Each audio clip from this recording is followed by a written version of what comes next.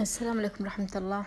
راح أطبخ اليوم معكم شاهي كرك أو شاهي حليب المعروف بالطريقة الأصلية.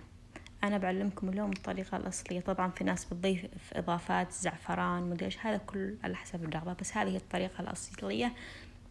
نترك الموية لين يغلي مع السكر. طبعا السكر ما في مقدار، دائما أنا أقول السكر حسب الرغبة، يعني في ناس يحبونه زيادة وفي ناس لا. هنا أضفت الوريد اللي هو الكبوس وأتركه يغلي 10 دقائق. أنا أشيل الملعقة مليان مسح، مش يعني ملعقة مليان مرة. بعد ما يغلي 10 دقائق أضيف الحليب المبخر وأتركه يغلي 10 دقائق برضه. بعد ما يغلي مع الحليب 10 دقائق أضيف لي ملعقة هيل مع مسمار، مع 1 مسمار. طبعا بعضكم أكيد الحين بيقول هذا وش يعني، أكيد طويل وكأنه كبسة. لا، بس هذه الطريقة الأصلية. إذا تبغاه مركز يعني هو كذا الطريقة. بكتب لكم كل المقادير، وهذا شكله النهائي وبالعافية.